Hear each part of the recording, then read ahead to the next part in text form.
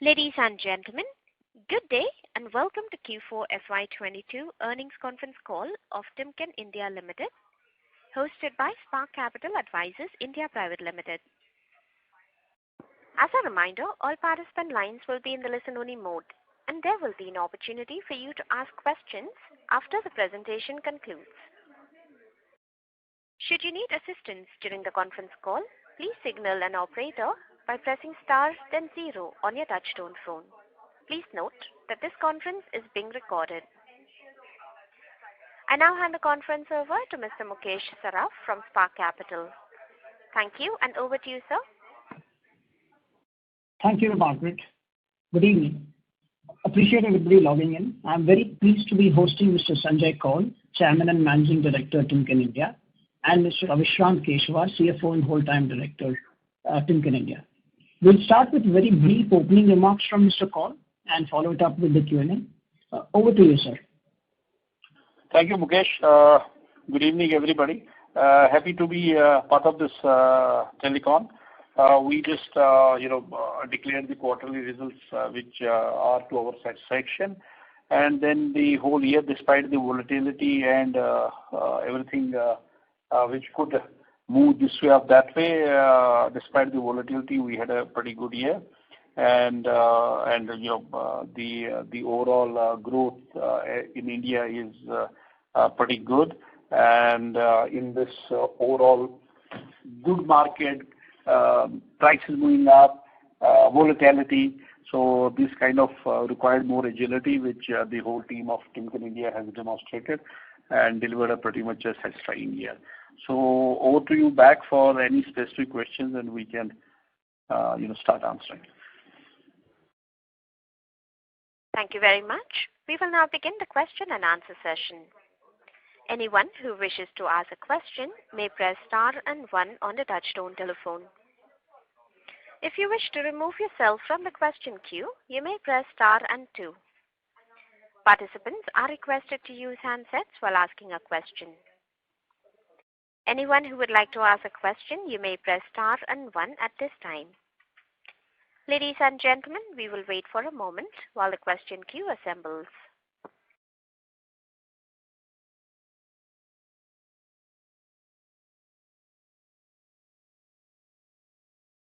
The first question is from the line of Sandeep Tulsian from JM Financial. Please go ahead. Very good evening, Sanjay. I have a couple of questions. First one, if you can just start by giving us a revenue breakup for the current quarter as well as full year FY22 between the segments you usually share, and then I can ask the second question.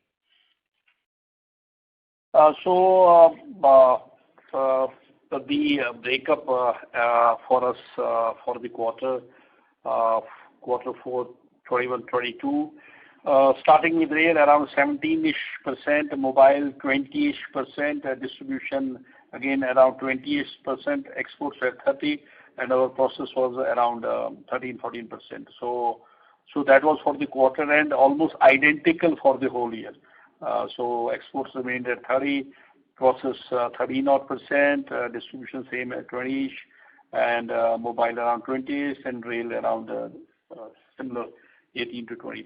So pretty much quarter and the whole year almost were same, and we closed the year at 2203 crore, and the previous year was I think 1410-ish if I remember correctly. So a significant leap over the previous whole year.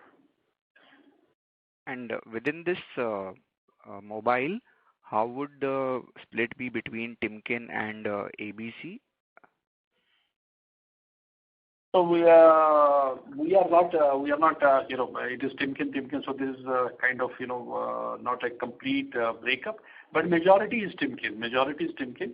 So there is nothing like ABC as a, that Bharuch plant is, converted to produce more and more of TIMKEN Circle, although we are still producing ABC brand, but that is getting, lesser and lesser. So we are producing more and more of Circular out of the Bharuch facility, which we no more call ABC. We call it Bharuch facility of TIMKEN, so similar like Jamshedpur, and half of the production which we produced last month went for export. So it was destined to produce more and more for export, and that is one of the reasons we have a nice, jump in exports overall. Understood. So second question is on the railways part.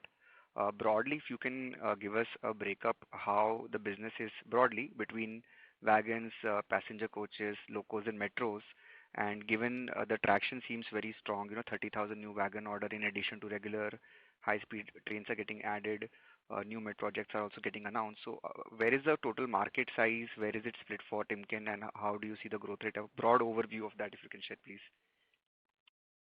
So, in rail, the maximum buy from the railways is on wagon, and in the wagon, which is the freight. In the freight, there are two kind of buy. One is what the railways buys themselves for their own MRO requirement of workshops, and what they tender out as wagons, which goes to the private wagon builder. They in turn buy the bearing to specification of the RDSO. So, as you know, this year they just did almost, the plan is 90,000 wagons for 3 years, which roughly is 30,000 for a year, so which is already rolling. And as we talk about the previous year, the revenues more came from the freight, followed by the passenger, and passenger is both mass rapid transit, which is the metros and the long range, and locomotive is a very small subset of that. So major player remains freight, followed by the passenger, which is a subset of metro. And obviously on freight we remain a dominant player, and railways have also changed the specification and gone for in the normal freight wagons. Forget the dedicated freight cover on the normal one. The spec has been changed to what we call as the higher freight limits. So it has gone what is known as a high cap class E. So which we are now supplying. The old class E is already kind of phased out, and dedicated freight corridor is a different pairing.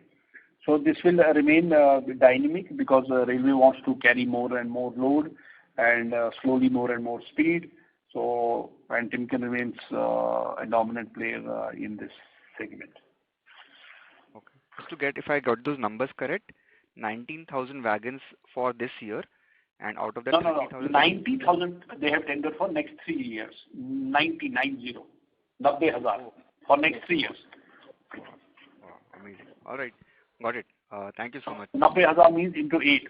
7,20,000 bearings over next 3 years. 3 years. It looks very high. Amazing. Thank you, sir. If they buy it, if they buy it completely, if wagon builder can produce it completely, so then it is pretty significant. But obviously, everybody wants to do their best.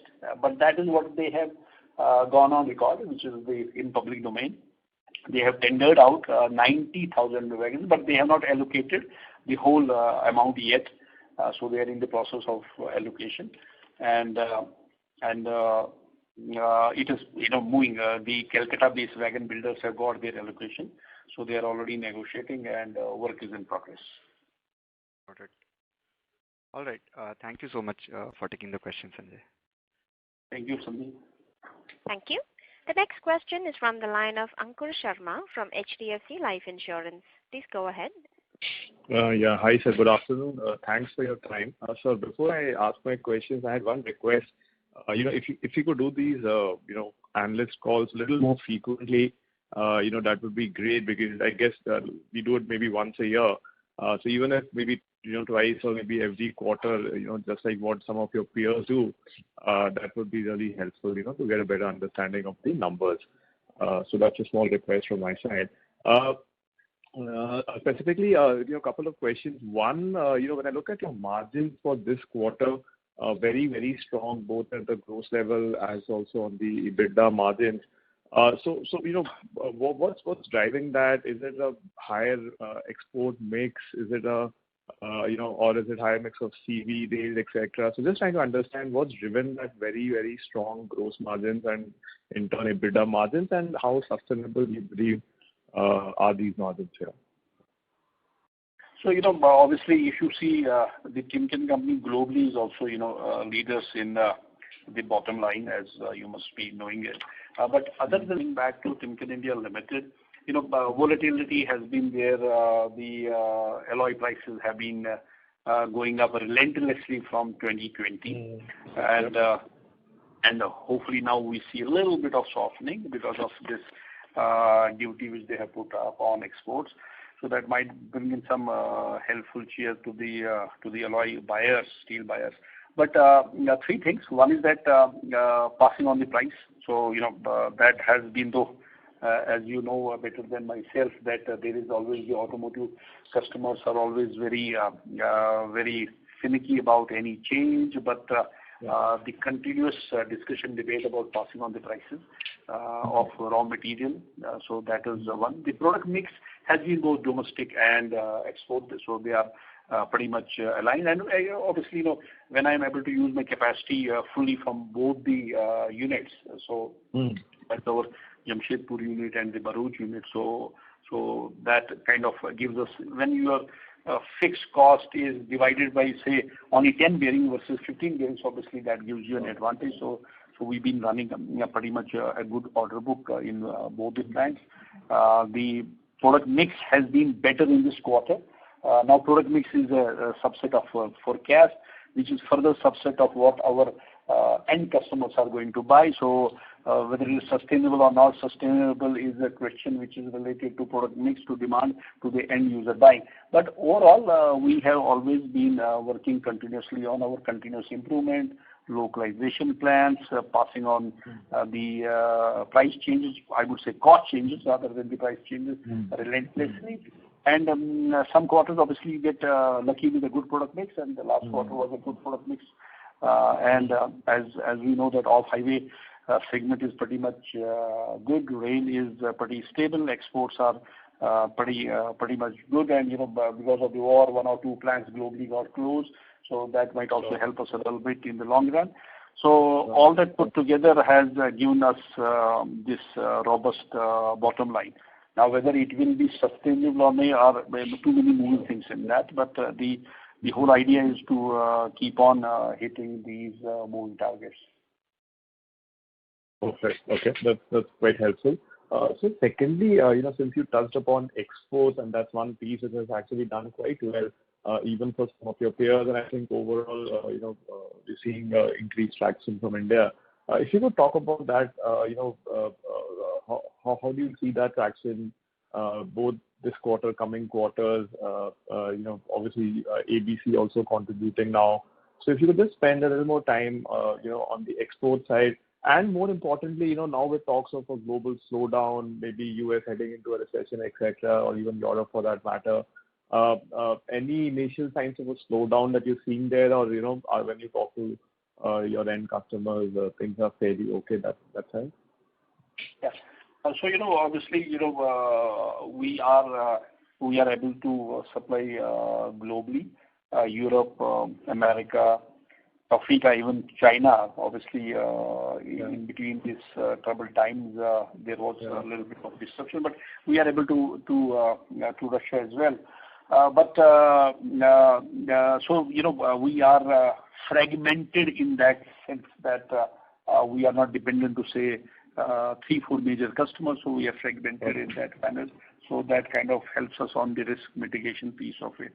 And second is obviously the China exports to America on papers it has a special duty structure, so India scored on that, and though there is a lot of discussion on the slowdown with the interest rates and all that stuff, but we don't see that on our order book, neither in the short range forecast nor neither in the forecast yet.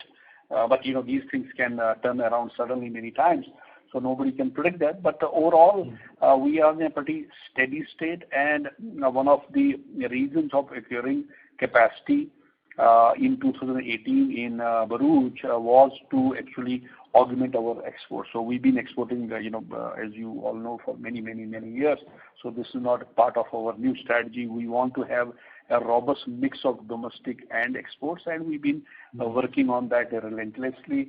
A lot of components, child parts, which were either importing or doing so that capacity enhancements we have done in Jamshedpur, like last time we spoke on the rollers, etc.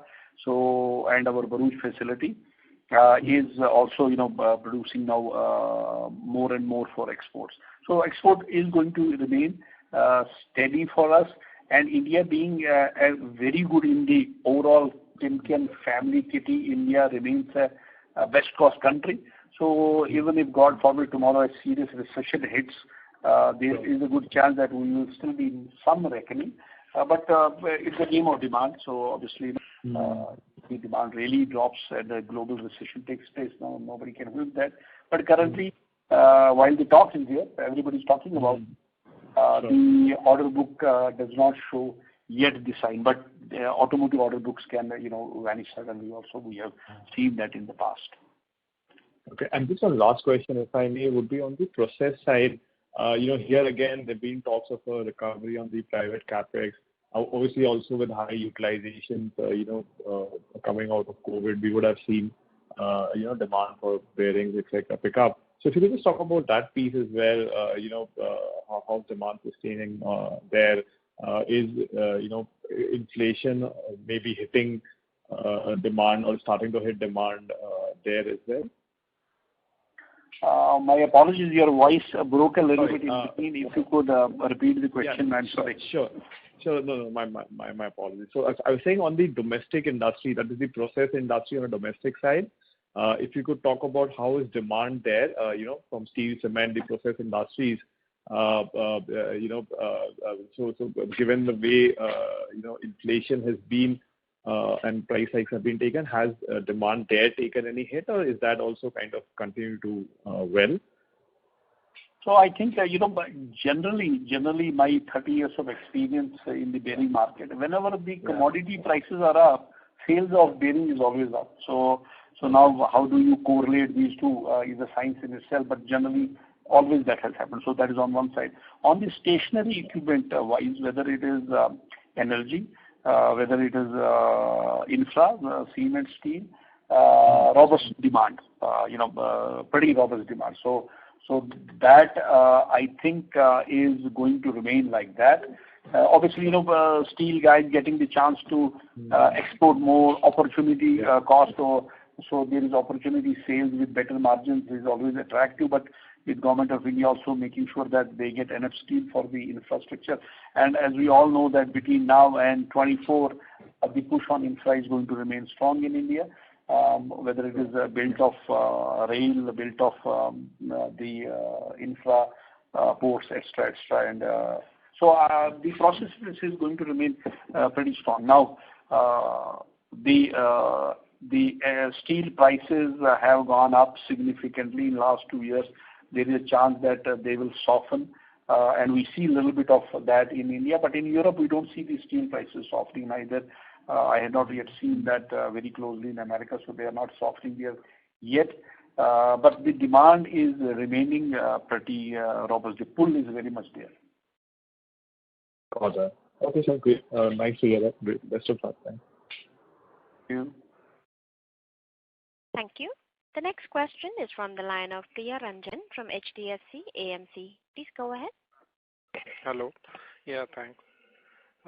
Good evening, sir. So my question is related to the first is on your top line. So top line, how much you can attribute it to the commodity pressure, I mean the commodity pass through, because that will be one element and there will be volume element. So how should we look at the volume and the mix overall in the top line for FY22? Okay. So last time when we spoke to you, you were in a different company. So congratulations on joining HDFC. Thank you, sir. So next is that the overall if you see our mix in this has been margin wise might be a little bit skewed towards this, but overall the mix is 0 to 8-inch mix, which is pretty much sometimes it moves a little bit on the 4 to 8-inch, which are a little bit more costlier bearing. So that mix is going to remain healthy. As far as commodity prices are there, we have not been see if you take 100 kg of steel, the finished bearing conversion of steel is not 100 kg, of course, so it is little different. And then whether we have been able to pass it completely to the customer, I would say we have been significantly into the game, but still not 100%. So we got certainly, I would say, a small percentage of top line. The mix will remain healthy in the sense that as we see the demand forecast for the off-highway, demand forecast of the related distribution, as previously the question asked on the process side. And the export is always anyway tilted over towards the heavier side of the 0 to 80, because these bearings normally Timken is supplying in more in pinion and differential application. So I would say that certainly there is an element of the prices going up. So there is that little element on that. And there is certainly an element of richer product mix, which on YTD washes out. When you look at the whole year, the quarter to quarter, they might kind of, some quarters more lucky, some quarters less lucky, but overall YT year on year, YOY you see, then they kind of wash out. They have a role, and that role is not hugely significant, but certainly a role is there. Understood, sir. Understood. And so secondly, on your, how has been the wind industry or the wind supply panned out this year? And if you can help us, what is the percentage of sales now in terms of wind? So wind is for us, Timken India Limited sells bearing to the wind market in India. So our sales are to selling within India. Wind market overall is pretty good. China was slow, definitely China was slow, but the gearbox manufacturing in India for exports was pretty much good. And we certainly, if you see that our process, the wind goes into the process, which is the stationary equipment. Our revenues almost doubled between the whole year of 2021 to 21-22. They almost doubled. So I would say that wind growth is certainly pretty much there, and this will keep on growing as more and more companies start making more gearboxes in India. And the indication from the global gearboxes is that they want to use India more and more. So which is good news. They want to make more and more these gearboxes in India. And as you know, the wind used to be sub-megawatt, then they moved on to 2 megawatt, and obviously these megawatt changes, platforms are getting, they get redundant and they move to 4 and things like that. So that evolution is also happening because a lot of countries don't use these smaller windmills like India. We're using once upon a time like half a megawatt and 250 kilowatt. That all era is gone. 2 megawatts are also gone. So these are graduating and becoming bigger and bigger. But the India per se does not have a very strong wind tunnel. We still have to install many windmills in India, but the market is going to be gearbox exports out of India, which is going to grow. You got Chinese gearbox guys now coming to India and putting up shop in Chennai. You got ZF established, Flender, Siemens, all established. They want to make more and more gearboxes out of India, but this is a cutthroat market, as you know. This is as tough as automotive or even tougher. Understood, sir. Understood. And sir, in terms of the defense and aerospace, because now the government is also a lot of focus on the defense localization, etc. So what kind of opportunity, because I see in your global presentation, defense and aerospace is kind of decent top line contributor. So how should we look at that business going forward in, say, next 3 year, 4 year? So, you're absolutely right. Defense globally, for Timken globally is a pretty strong segment.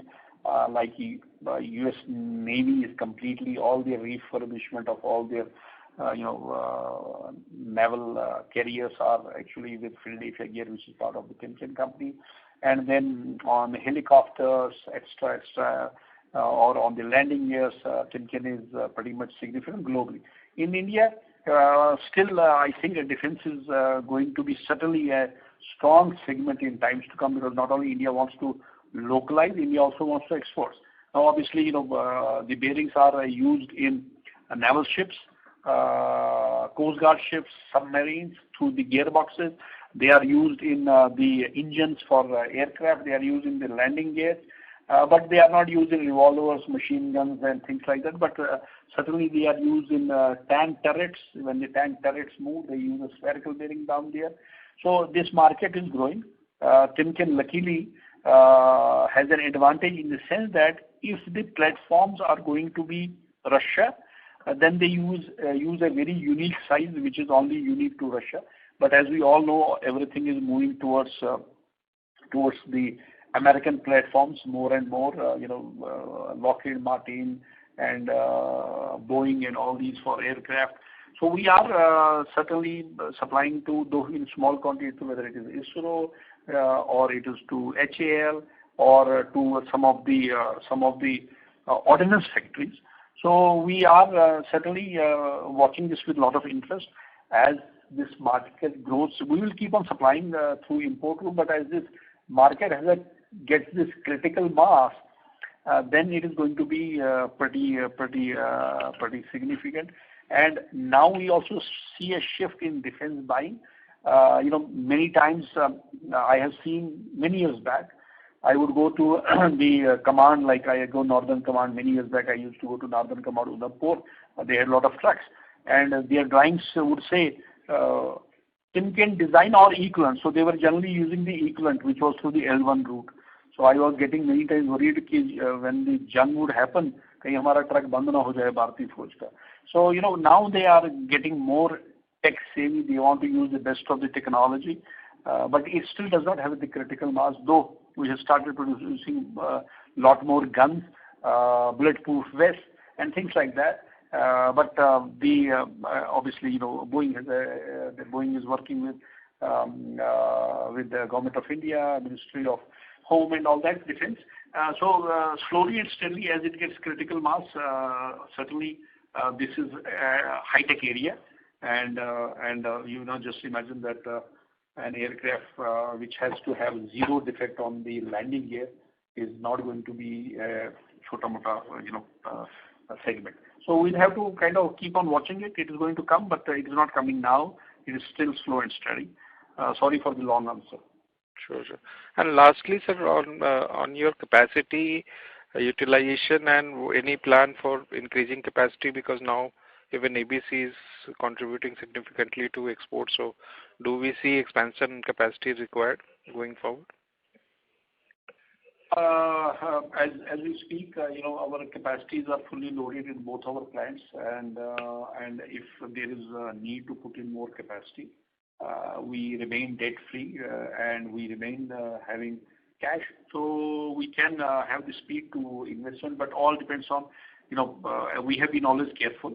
So now, as we all know, there is this talk going on about depression and recession around the corner, etc. But I'm in your camp. We have to be optimistic. India is on a growth path. We are close to 3 trillion, going on to $4 trillion economy, and manufacturing is going to become more and more significant. India is destined to become a strong exporter. So we'll obviously not shy away from enhancing our capacity, and we still do not produce spherical roller bearings in India. So we are watching that segment keenly, and we are evaluating every quarter what and how and where we should invest more. Understood, sir. Thank you, sir, and congratulations for such a strong one. Thank you. Thank you. Thank you. The next question is from the line of Hardik Doshi from White Whale Partners, LLP. Please go ahead. Yeah, thanks for taking my question, and I just wanted to reiterate, I think, a comment from another participant that it would be great if you can have these calls, more frequently, maybe at least half yearly. So, just on the export side, I think a couple of years ago, maybe there was a comment made by management that they targeted export to reach 50% of overall revenues. So do you think that's still feasible, and what kind of timeline, would you be looking to kind of get there? I would not comment on the percentage, but if you see our old capacity minus the Bharuch capacity, so then it is significant numbers. But if you take the Bharuch capacity, now the capacity has become double, so it is 30%. If the capacity would have been single, then it would be a significant part. It would be 60% by that math.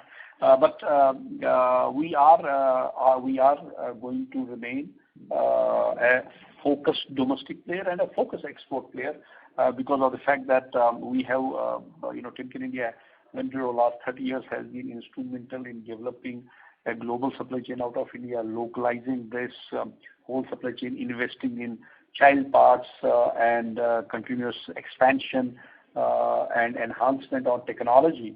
If you walk in our plants and you'll see, and if anybody has walked into the plant, say 15 years back, and now would walk in, would see how much more robotics is being used, process automation is there. So this all is focused to remain a good, significant global player. And we want to sell more and more, we want to produce more and more. As Privesh was just asking, would you invest more? If the market is there, will you invest more? So the pie will become bigger and bigger, and we'll keep on exporting. So whether it is 50%, 30%, 40%, depending on how much more capacity we are able to put and how the demand moves. But one thing is sure, that we will remain a good export partner for our other sister companies out of India. Okay. Just a follow-up to that is, are you, for your sister companies around the world, are you seeing a lot of substitution of orders where you're taking over orders that maybe would have been coming out of China? So I think if you see Timken in China is more heavily on the industrial side, and our capacities here are more on the smaller sizes. So they certainly do not have that kind of relationship. But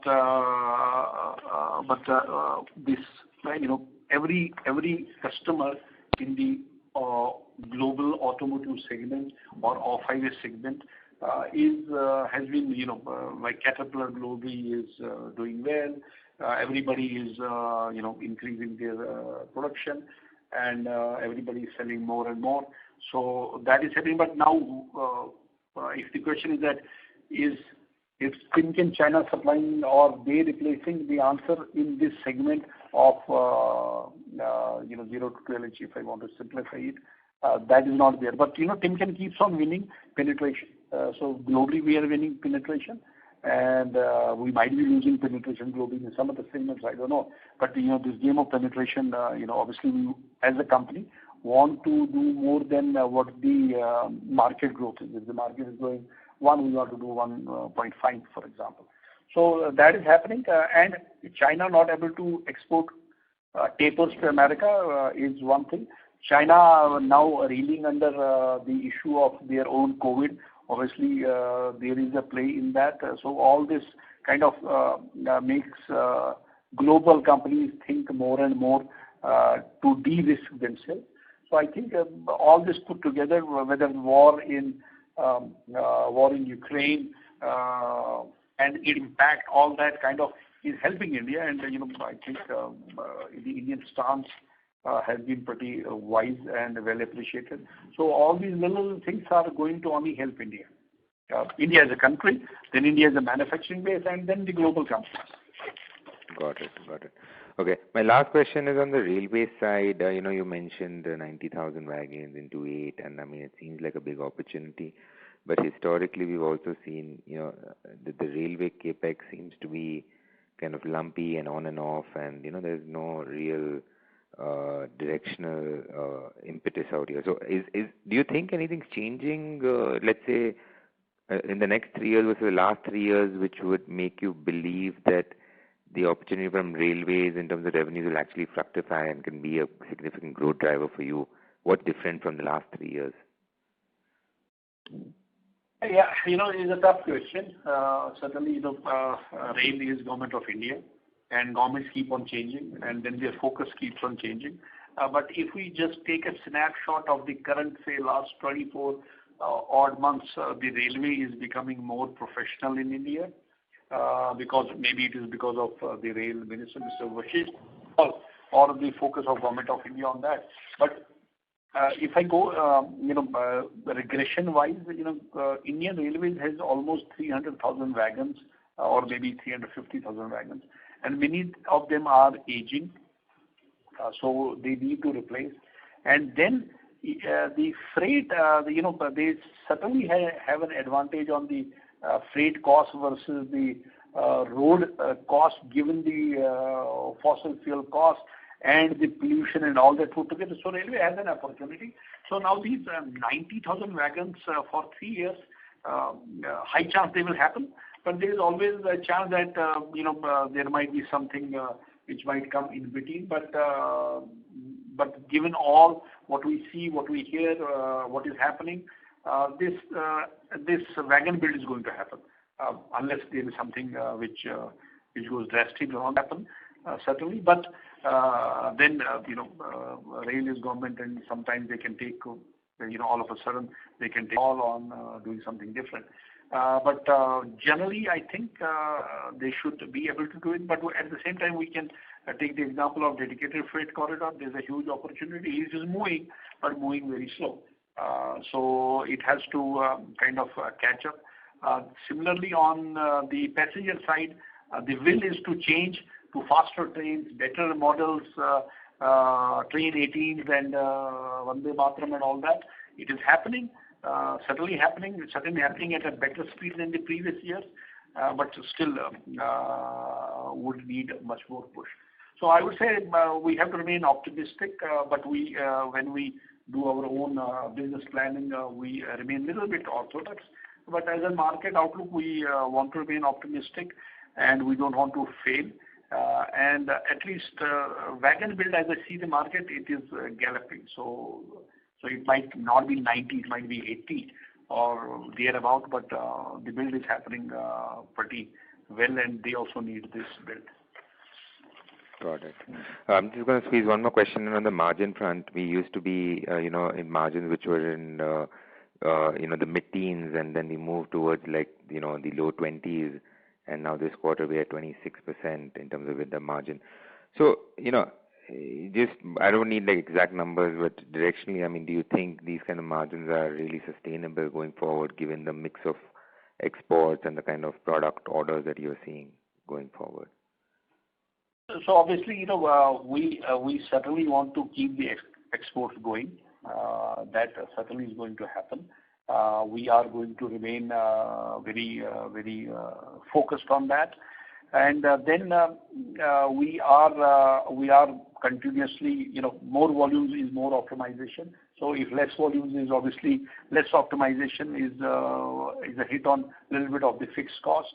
While this quantum leap is pretty nice and good, but we will have to keep on working hard to keep maintaining it, and a little bit of luck also. So all that put together, but we are going to remain focused on rail, remain focused on export, remain focused on continuous improvement, optimization. But if tomorrow the demand really goes down, then obviously then it has a relation to the bottom line for sure. Sure, but I mean, from a gross margin perspective, at least it's still, you think, can sustain around these levels? I can't say this level or that level. The whole focus is to have robust gross margins. Okay, got it. Thank you. Thank you. Thank you.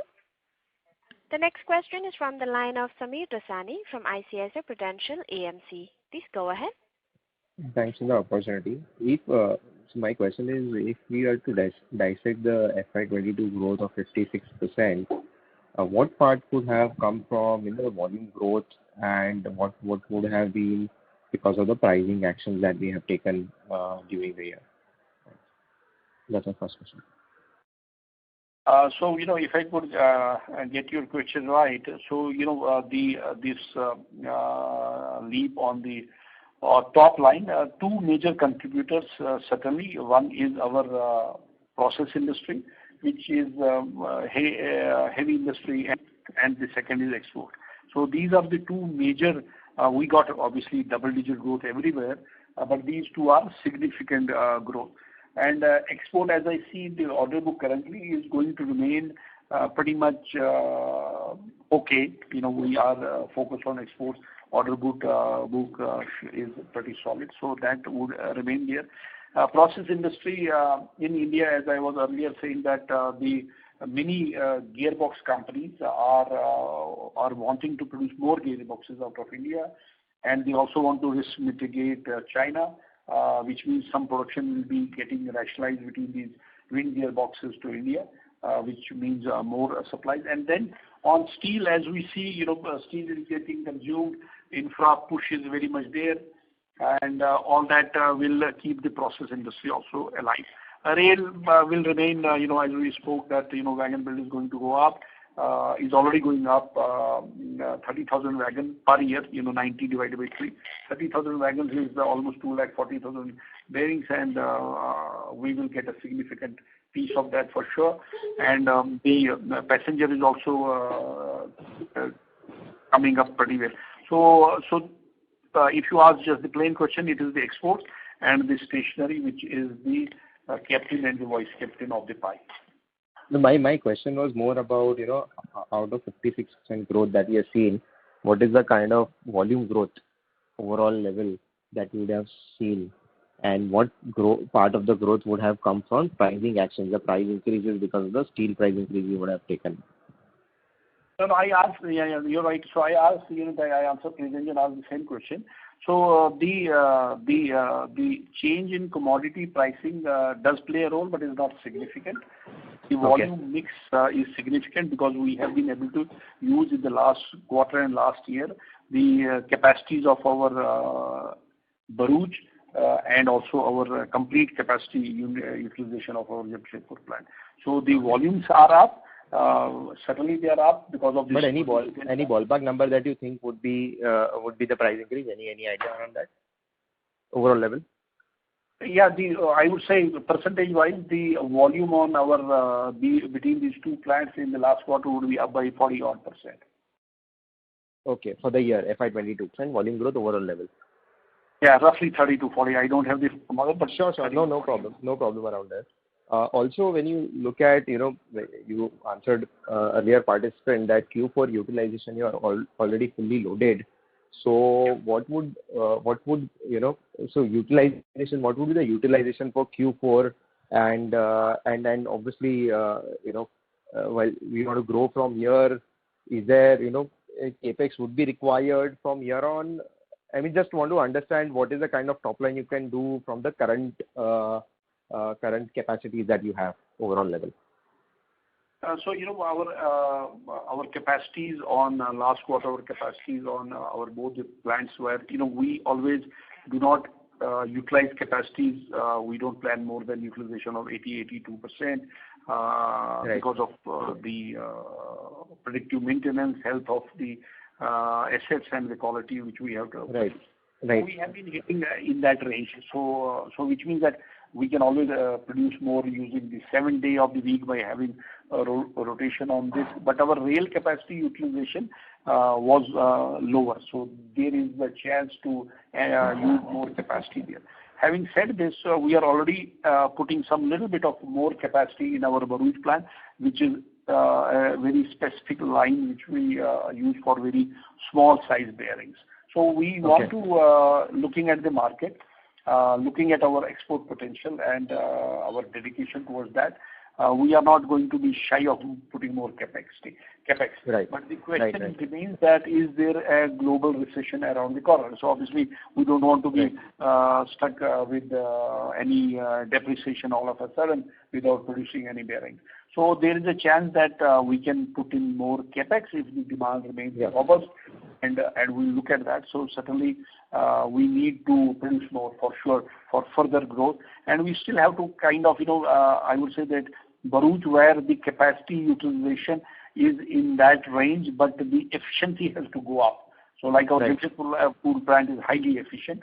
This plant we are investing more and more into those assets.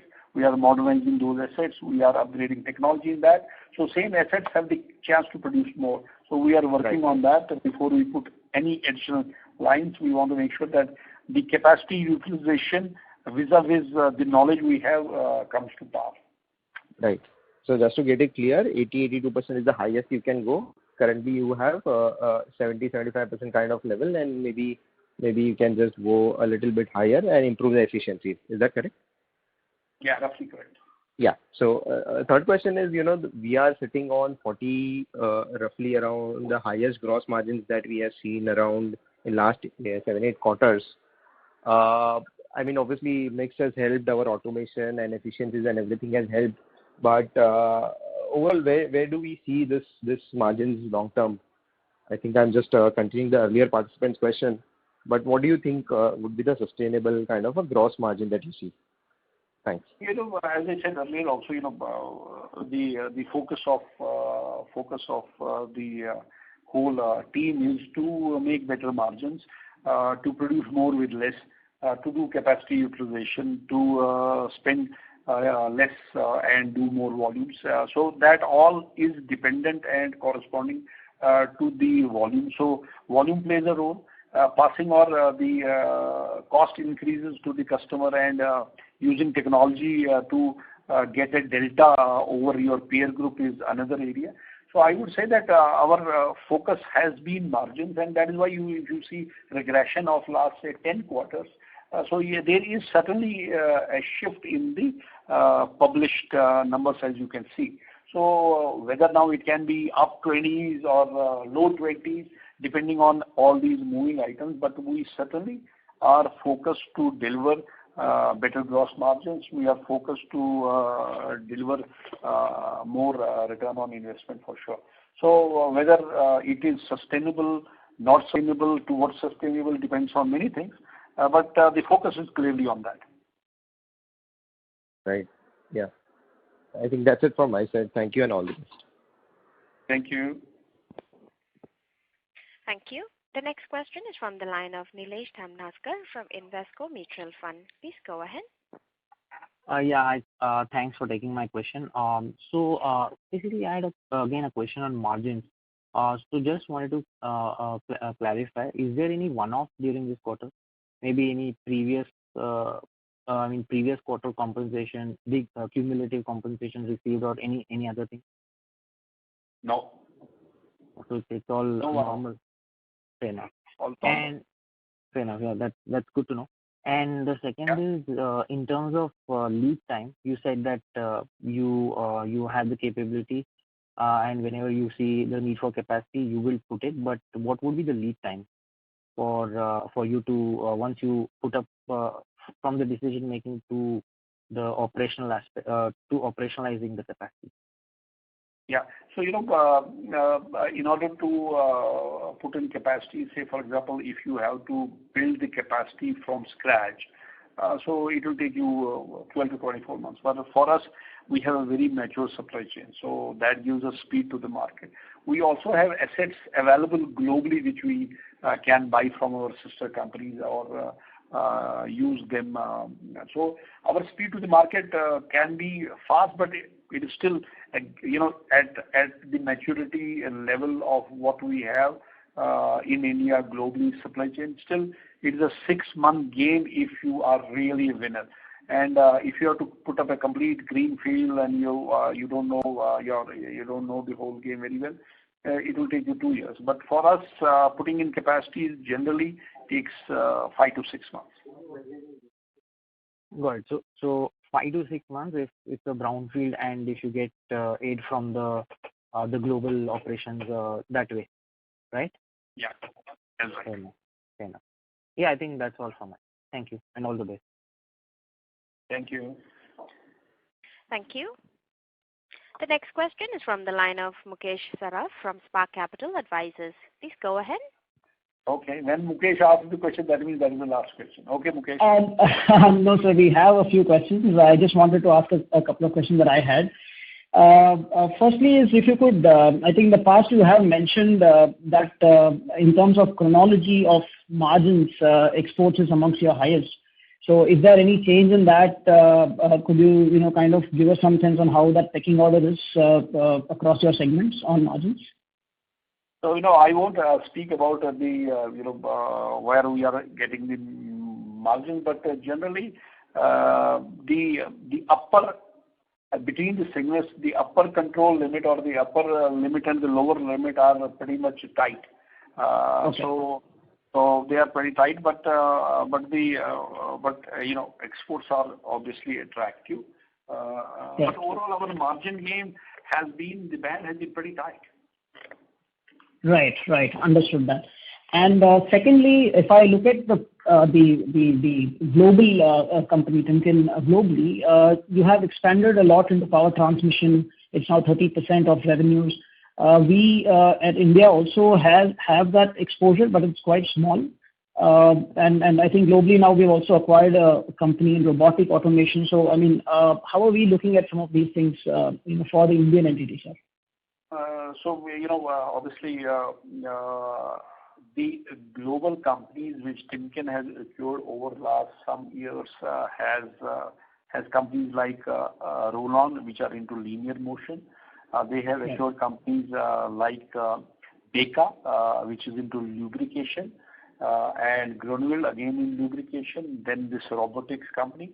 Unfortunately, all these companies are mostly Europe-based, so their sales is also in Europe. But you can understand that, say for example, our competitors are making seals in India, they are making lubrication in India, and India is a very attractive destination. I forgot about Carlisle belts, which make world leader in industrial belts, part of Timken company. So India has the scope of making these all certainly at a better value proportion. So we can easily do lubrication. When you have the technology available in Europe, the nuts and bolts can be done in India, getting the technology here. So these are all very, very interesting M&As which Timken company has done. They are very much focused on robotics. They are focused on power transmission, which definitely is part of our plan at some point of time, that how can we be part of both the top line and part of the supply chain, in the sense that if lubrication systems can very easily be manufactured in India and sold in India, exported to these guys. So this is a very interesting area, and also interesting for Timken India Limited, interesting for Timken also, because India can produce it at a very, very good cost, and then if not globally, easily sellable in Asia. And like Beka and Grunwald are pretty much experts in windmill lubrication. This is high price, high margin area. Lubrication on the metros is another area. We just sold one system to one of the metros in India.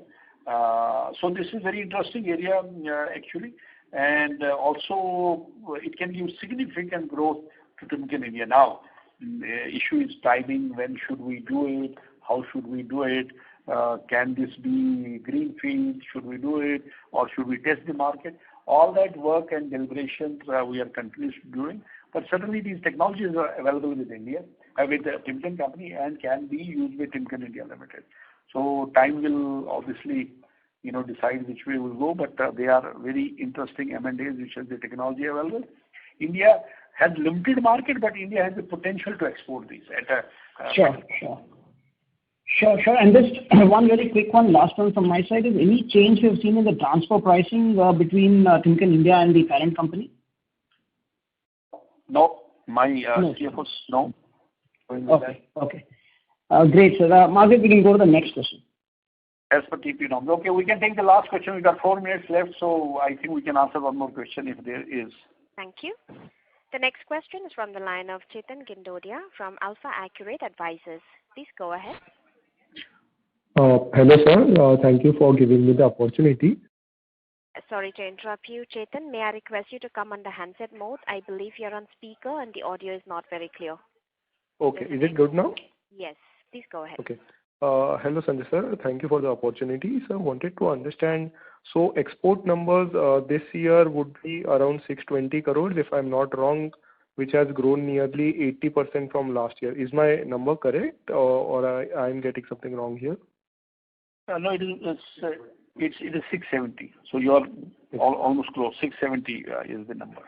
Okay, got it, sir. And secondly, you said that we have railways now looking for 90,000 wagons for next 3 years. Does this also include the DFC Class K bearings wagons, or this will be the regular wagons only? They're the regular wagons. 90,000 is regular wagons, and on top of that, they will do the DFC, which is it is going to be okay, but not a significant number. These 90,000 are dedicated for the high capacity Class C, which is the normal wagon. Okay. And when do you see, the DFC opportunity panning out for us, and can it be significant going ahead? It is going to be a nice cog in the whole setup. See, the DFC has to crisscross India. It will keep on happening and keep on, getting more wagons onto the circuit. But it's not going to be, huge jump overnight. It is going to be nice, slow, steady augmentation. That is my read. Okay. And just lastly, sir, wanted to understand, so within our mobility segment, I guess we supply to the commercial vehicle segment here. And so if you can, explain to us what would be our average content per, MHCV, and what is our market share here, and, how do you see the growth of this segment? So on commercial vehicles, heavy commercial vehicles, bearings are used, the kind of bearings we make are used in the wheel ends. They are used in the differential and the pinion. Pinion and the differential are the high-tech bearings, and wheel end is the commoditized market. So we supply to all the three, but we are leaders in the differential and pinion. So we are the majority supplier. Any truck you see, a heavy haul truck on the road, 9 out of 10, the pinion would be a Timken bearing. Wheel end, our penetration is okay, but it is not significant. We do supply ABC make bearings to Tata Motors for many years, and similarly to Timken Circle or to other companies. But our focus is differential pinion, and offering differential pinion technology is moving, and all that is happening. So we are working closely with our customers, both the Indian and the technology partners. So the content, you can calculate, the 6 bearings on the differential bearing, 4 bearings on this 10, 11 bearing, depending on how many axles and all that, because there could be multi-axle vehicles and not non-multi-axle vehicles. But our leadership is on the different pinion. Okay. Thank you so much, sir, and hope to keep interacting with you on a regular basis. We have taken the suggestion that we should do 2, so we will try to do at least 2. Okay, thank you, sir. Thank you. Ladies and gentlemen. I think I unfortunately have a call at 5, so it is 5. Anything, Mukesh, you want to say before we close it? And if you had any closing remarks, that's also. No, well, my closing remark, we'll try to do 2. So up to you to organize 2. Sure, definitely, sir. Thank you. Thank you. God bless you all. Thanks a lot for your time today. Thank you. On behalf of Spark Capital Advisors, that concludes this conference. Thank you for joining us, and you may now disconnect your lines.